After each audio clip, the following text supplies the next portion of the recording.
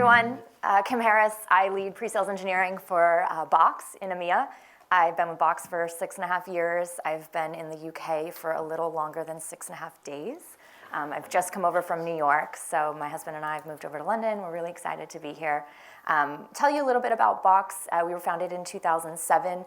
Our founder and CEO was at the University of Southern California on his summer internship for a movie studio and found himself driving CDs and DVDs across Los Angeles for the studio, and felt that with anyone who's been to Los Angeles traffic, there had to be a better way for him to work, even as a young intern. And that was where Box was born. So we truly are a company now supporting over 98,000 customers to change the way they and their employees work. We are an enterprise content management solution partnering with many of the tools that you probably have in your IT stack. So we're actually one of the largest partners of Google and Microsoft, as well as Amazon Web Services, and share many customers with each of those great companies. So I'm going to talk to you a bit today about best of breed and building a best of breed workplace. I've got my friend John, CIO of Virgin Trains, with me as well. So you'll not hear so long from me. We'll get to John quickly because I'm sure what he has to say is infinitely more interesting. But John, I'll have you come and have a seat with me, please, just while I go through some of this, because I'm going to ask for your thoughts and your feedback. I thought I'd start with my own personal story of change. So all of you, I suspect, are accustomed to meeting with IT vendors, software vendors, sales engineers, pre-sales, and I suspect it's not often that you see someone like me sitting on the other side of the conference room, ready to demonstrate software, talk through security and compliance certifications. But here I am. So I think 10 years ago, you're probably looking at someone who's a man and quite a bit more tenured in the industry. Now I'm a 32-year-old female with a philosophy degree, and I'm sitting across the table telling you about Box's SOC compliance and how we're able to help you with data residency requirements. So I think I'm a great example of how the industry and the world is changing, and I suspect you're seeing the same thing in each of your organizations. The Fortune 500, as we know, represents 500 of the largest publicly traded companies in the world. So these are really barometers of the economy, of how the world is really progressing. Companies like Apple, ExxonMobil, General Electric. Since 2000, 52% of these companies are no longer part of the S&P 500. And the reason I'm calling this out is change in this day and age is happening more rapidly than it ever has before. And as leaders in your company, you're really tasked with the role of not just reacting and preparing for change, but embracing that change.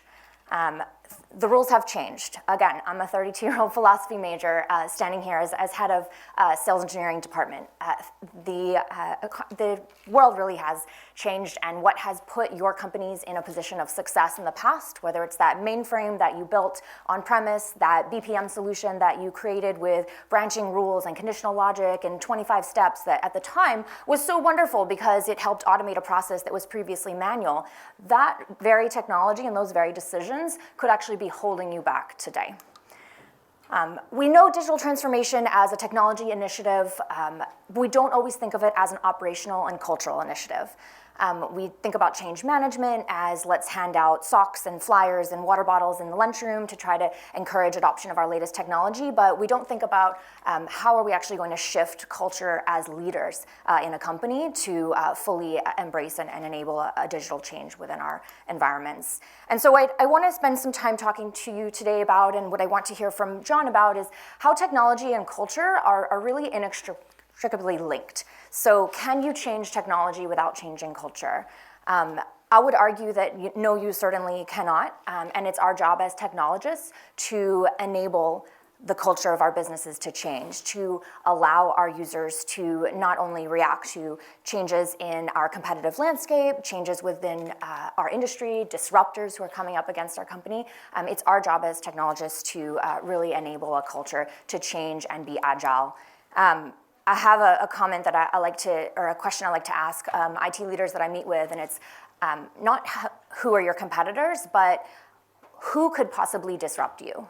What could disrupt your business? What could cause you to be the next Blockbuster or taxi industry what could be something that's so disruptive that it critically changes the way you're able to do business. And the IT leaders who are thinking at that, or just leaders in general, who are thinking, you know what could disrupt me? It's Starling Bank, it's Mondo, it's these smaller, more agile, more nimble companies. Those are the ones that I can tell they probably have an IT stack and a culture that looks like this. So they're probably focused on being agile, on building flexible teams, on automating flexible processes, and really driving a cloud-first interoperable API environment. So they're probably looking at a best-of-breed strategy and really positioning themselves and their business to be as flexible and nimble as possible so as to prepare and anticipate that future disruption.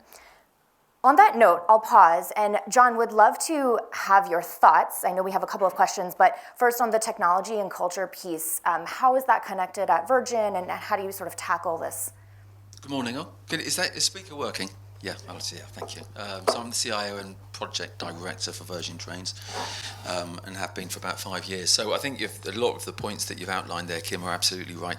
Technology and culture are completely linked. I remember when I started my career in technology, God, I'm not even going to say what year it was actually, and no one would have believed that, well, it's technology and culture, what's that? That can't be linked, right? Technology was this strange team around the corner, and we weren't quite sure what you're doing now. But with the pace of technology, as you outlined, Kim, with technology being so bloody good now, I mean, if you look now, go back 10 years ago, it wasn't anywhere near as good as it is now, and what is it going to be like in 10 years is frightening. So it has to be. I think when you're doing change, I'm really proud about managing, change overall, not just digital change, all change.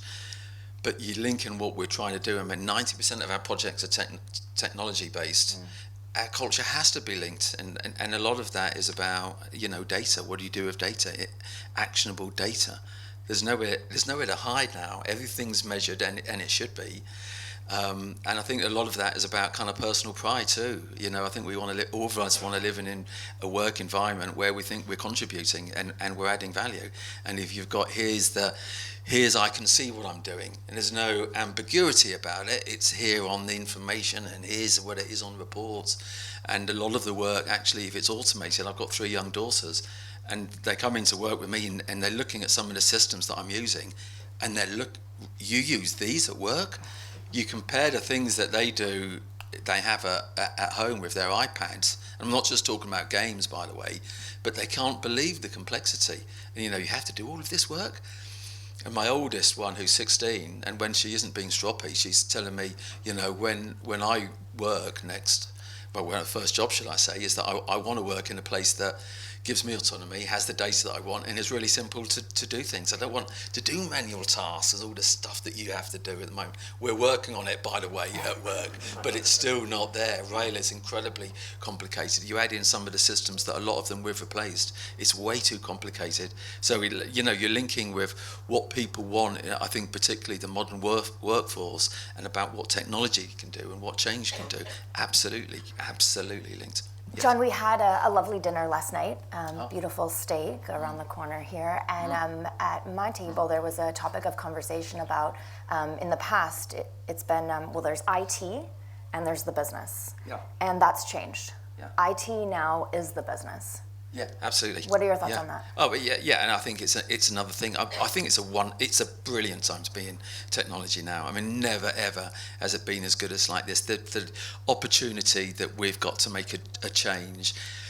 I might talk about this a little bit more, but a big thing that we had a big issue in the business about disruption. Bloody train's been late. Actually, I got a train. I was a little bit late today. Fortunately, I was here to speak to you on time, but I was later than I wanted to be. Disruption was the main business issue, and we got together as a team and said, this is the biggest business issue, and we are going to bloody fix it. And I think we've done a lot of great things to be able to help think that. But if you think about the opportunity that we've got to change the business, automation, process change, making the lives of our customers better through automation, and Box has been a great help with us as a couple of other suppliers, or partners should I say, have done. But the opportunity we've got now is brilliant. I'd ask you to go back, when you go back to work, and think what's your biggest business issue, and I would imagine technology may not be able to fix it, but it can make it an awful lot better. How does it work at Virgin, when IT wants to drive an initiative, how do you get the rest of the company on board? How do you change the culture or prepare the culture to be able to go after that initiative? Well, it's a really interesting one, and I think that's critical too. So when I first joined Virgin Trains 5 years ago, I had quite a small team. We're a team of about 50 or 60 now, probably 60. And one of the first things I said to, we're in sales now. And they were thinking, what? We're not in sales. But actually, we're not completely in sales, of course. We've got some roles that we'd have got fantastic technicians. But the majority of the people, there's a large and really significant sales element to it. So the two things that we focus on is one, vision, and the second one is creativity. If we've got brilliant technology, Box is a great example of brilliant technology. If you've got a vision, this is what we want to achieve, and we're creative about it, and all the people that now we recruit into technology, that's where we focus on, particularly in some roles. You can do an awful lot. So what does that mean in terms of being vision creative in sales? So we thought, well, how are we going to be creative? We've got a static train, there's only 2 carriages in crew. So every 6 months we take all of the exec, we take all of the general managers who runs the routes, the trains and the stations to crew, and we mock up probably about 10 different concepts that we could sell, that we could deliver for our colleagues and our customers. So one of them, just pick one as an example if you don't mind, Kim. Please. So we told all the execs, sit down, here's a tablet, here's what onboard entertainment could be like, and we've got some films there, we've got some catch-up TV on there, and we did at-seat ordering, so you could add a web page, just to mock up. They ordered chicken soup or whatever you could order on the trains now, and I think we do a fantastic menu, first-class menu, standard-class menu, and they ordered it while they're watching a film. So we got the caterings, one of the carriages has got the kitchen in there, and we actually delivered the food to them, and it's massively helpful, and they enjoyed it. They even stopped watching the film and forgot they were at work and they were having a sandwich or their coffee. So when you were we're up against the CFO. He said, are you sure you want to spend that much money on an entertainment system and onboard at-sea ordering? So, well, Mark, because that's the name of our CFO, is you remember the day you sat down and you had that experience? It's all about experience and hopefully not so much about money. Of course, there's a financial impact, but if you believe in value, the experience that you're going to give for our customers, then that's a great way of selling it in. Don't just put a proposal in writing to the CFO or the CEO. Get them to sit down and go through the experience. So that creativity is really helpful, I think, of capturing the imagination. I love that. I want to go back to a comment you made about attracting talent and letting your team know that we are salespeople at the end of the day. Yeah. How do you recruit and attract talent? I think a lot of the things, and Richard Bransford would answer this in a similar way, I think, but it's about if you show passion and excitement. So I think one of the things, if you're getting good talent, you need to actually sell the business and what you're doing and actually some of the stuff that you're working on. And if you capture their imagination, in the interview process, it isn't just about them selling their skills and what they're doing. I mean, I spend for my direct reports, or potential kind of candidates for those roles, there's a lot of time selling. Once you've got broadly the right candidate, you think is selling in what you're doing and how we do it, but actually talking about autonomy and you'll have your own space. Trust factor is really hard and so difficult to achieve, but really, really important. So how you start articulate the culture and the technology that you're doing. And if you do that in the right way, you will attract the best talent. And of course, in any industry, best talent makes such a difference. There was a trend I noticed back when I was working in New York. I worked with a lot of large Wall Street banks, and they said to me, Kim, it's been really hard to attract talent because maybe 10 or 15 years ago we were the premier employer or industry to work in. Yeah. Now students are graduating university, they want to go to Facebook and Netflix and Twitter. Yeah. And so what the banks are starting to do is really for the first time offer choice around technology. So they want to offer, well, would you like G Suite or Office 365? Would you like a Mac or would you like a PC? Yeah. What is the choice? How does that play into how you attract and retain talent? Well, that's a great thing. I mean, you're talking about devices and with new people coming on board, not just in tech, but every team in Virgin Trains, and you were giving them a list. It's what sort of phone do you want? What sort of tablet do you want? And it's God almighty, me thinking about doing that 10 years ago, but now it makes such a difference.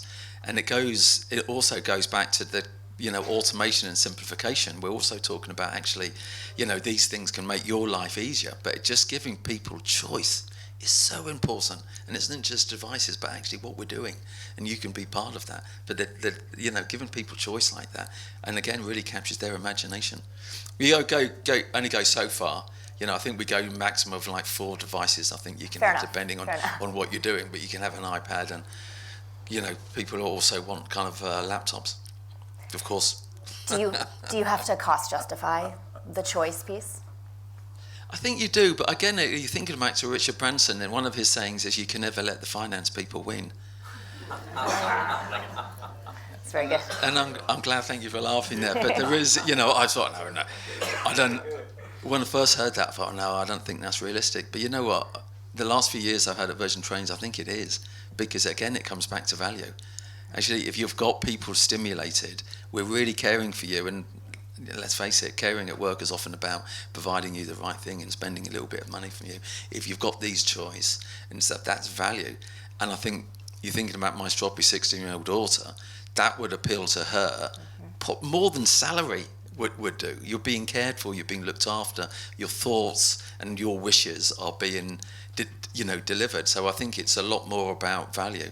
So I think going back to Richard Branson, don't let the finance people win. I teased my CFO about that. I'm never going to let you in and red rag to a bull a little bit, but you have a good beer and it's all right afterwards, honestly. John, what's the tool or the app that your users are asking for these days? I think a lot of it is about, and this is why we've got such a brilliant relationship with Box. So we love projects that we can deliver things for our colleagues and our customers. It's not just about customers, but for us, both of those groups are equally as important. And again, thinking about if you look after your colleagues and your teams, then we definitely find that they look after customers better. But the big thing is about information, being consistent. When I first joined Virgin Trains, one of the challenges for our frontline teams is they often said customers have got apps on their phones and they've got data that they don't have. So we've needed to make sure that they've got the right information quick, at least at the same time as our customers. The big thing is that we've been working on is disruption. So it was quite interesting. And again, this is kind of linked to the human part of it. We've got a Virgin red jacket, big disruption, fire outside Euston again. No one knows how to get home. No one's got the right information. So 2 years ago, we focused on, we're going to kind of fix this. So a lot of work that we've been doing is to fix disruption. A lot about that is about, one, for our colleagues, are you safe? If you're safe, this is exactly where you need to go to. And this is what you need to do. What we provide to our customers is, especially we've got more data on the customers, we know where they want to go. Roughly, we know where the station they want to get to. We know the train times. We know the destination. So we actually tell the customers this is the quickest way to go home. And a year ago, we wouldn't be able to do that. And what we've seen is, in large-scale disruption, we've saved 20 minutes of the customer's journey by kind of doing that measures. Now, I don't think the customer is all overly happy, but they're a little bit happier than they have been. And if you've got the data, we can continue to do the measures on how we can improve. But that's been a big thing for us to kind of resolve. And what's interesting is that we're getting Network Rail are going to use our system that we've built. Other train operators are going to be used to use our system. And we've had airlines interested in, actually, because they suffer from disruption too. So they're going to, and we're not going to sell the system, we're actually going to give it free of charge. Okay. I'm sure some of our partners would want license fees for that, all that sort of stuff. But I think that's a great way of being in technology. It's just the right thing to do, which is a Virgin culture, not just about money. It's the right thing to do. The United States Air Force have heard about it, and they've asked us to go and present to them, not necessarily about disruption, because I hope they don't have disruption on their airfields, but about how we go about delivering the change with Box and companies like ServiceNow. I think we've got enough disruption in the White House. We don't need any. Yes, now you mention it, yes. I doubt we're going to present at the White House. Very good. Would love to hear a little more about your data strategy. How does GDPR influence your ability to capture things like the customer's journey, their destination? Yeah, it does, and it's all about data. So I think in terms of just talking about recruitment, getting data specialists is really important, and making sure that they've got the empowerment and trust and selling the business in. But I think GDPR is good. I used to work at a company called Gondola Group. I'm going to be really open with you now. Gondola Group looked after a whole load of restaurant chains. Pizza Express, you probably would have heard of RC's in Byron Burgers. I did a similar role there. And we always felt, I'm a little bit controversial, that there's nothing, if we took the mickey, basically, out of sending data to the customers and sending vouchers, even though actually we probably shouldn't have, if there's no consequences of it, then we're going to carry on doing it. Yep. But actually now with GDPR, I think it's a great thing. Well, this is on my principles, that we're taking that really seriously. So where we're getting to is making sure that we send the right information to the right customers, but I think we can, and this isn't taking the mickey, but send information if it's about the service. So if it's valuable information, is if a customer is on the train and we've made them late, we can send them messages, here's your next destination. This is about service information that you can do. So I think with GDPR, I was working out what you can and you can't do. If it's useful to customers, we can carry on doing it. If it's not, then we won't do it. And that, if we're sending information that makes customers happier, then that's got to be a good thing, because generally speaking, happy customers come back. Very good. Love to hear your advice, maybe a recent piece of advice that you've received about being a technology leader. I hadn't actually thought about that one, but I think it's, I think what you started, Kim, it's the technology changing so quickly and our ability to make such a big difference to the business. All of that's got to change your thinking. It's not, we can't do strategies now that collect dust in a cupboard somewhere. You've got to be thinking on your feet, and everything changes with faster pace of technology. And what does that mean? And you've got to be agile. I think we've got to think. Strategy is important, but it's got to be light and it's got to be updated pretty regularly. And I think the other thing that we've found is that when we give technology to our customers, we wrap up a lot of things. So we've got a lot of initiatives. So we've got a new CRM system, we've got the new disruption system, we've given free Wi-Fi to all customers on the train. They're not individual projects. What would it mean if we group those things up? We've got in-journey communication to our customers too. So all these things are wrapped up. So we're not delivering individual projects by day or by week or by month. The way that we look at our delivery now is about actually what does this mean by quarter. So we wrap all of these things up. The messaging and the data that we're sending to our customers is really important. And we've got to think, last thing, Cam, because I might be boring people, is sensors on the trains is really important for us, and that's all wrapped up because the data that it's giving. So we've got sensors to tell us how much brake fluid we've got in the train, and therefore it allows us to be proactive. So before anything goes wrong, don't overly worry, please. We're all nice and safe. That's a bad example, John. Really bad example. Your PR team's going to be calling me here shortly. When we get to 90% level where it should be, the minimum level is 50%. We can. I'm not going to talk about what the engineers do, but I don't know. But it's about proactive maintenance, and what we're finding also is that's a lot cheaper. So rather than something go wrong, we fix it before it goes wrong. It's just all about data. You've mentioned some pretty big projects. Yeah. The one you referenced, having your C-suite sit on the train and experience the in-flight or in-train entertainment, the in-seat service. How do you deliver these? Do you work with partners, with consultants? Do you do all the change management yourself? How do these projects get delivered effectively? So I think there's two things. One, Kim, it comes back to having a great people. So I've got a fantastic team. But the second one, and equally important, is our relationship with our partners.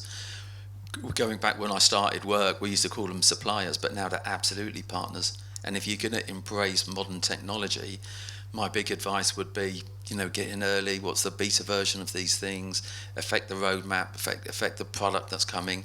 And I think good partners like Box and ServiceNow and many others out there you'll be enriched for it because you can impact what the product is, and, Sure. and if we're creative, then you think about here's the product, and it's now for us CIOs and technology leaders to think about what does that mean for the business. Think about it early, have the vision, and give that vision to great partners that we've got at Box. It's a huge thing to do, as well as talented people that I've got in my team. We had a question that you asked me to update in our script. I was going to ask you about how do you bridge the gap between end user applications and enterprise applications? And John said to me, well, Kim, what's the difference? Can you define that? And I think what we were getting at is there is this tension between the app that my end user downloaded on their iPhone and they want to use to get their work done, but it's been around for about 5 minutes, and an app that you can deploy through an MDM provider and make sure you are adhering to GDPR challenges and these things that we have to think about as enterprise leaders. So it could be back to roadmap, but how do you then help that young company get to an enterprise-ready state? Well, I think I'm a great believer in small speedboats as a concept. So small speedboats is you do one chunk.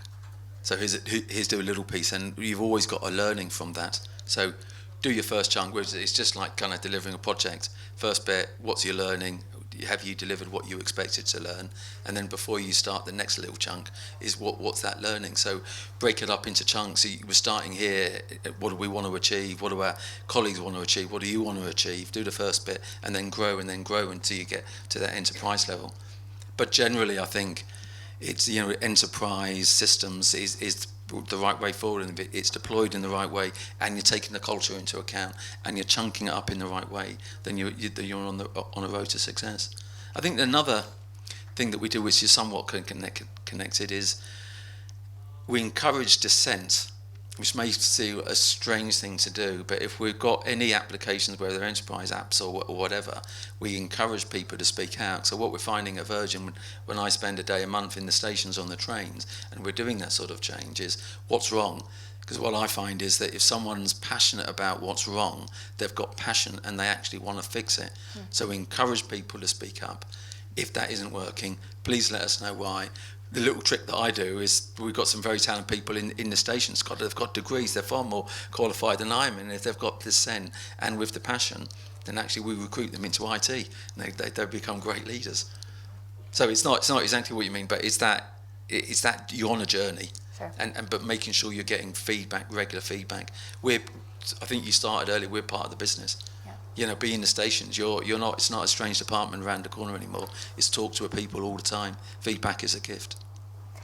I think we're going to wrap. I'd like to ask one more question, John, and maybe it's more of a personal one. But what's next for you? What's your career journey?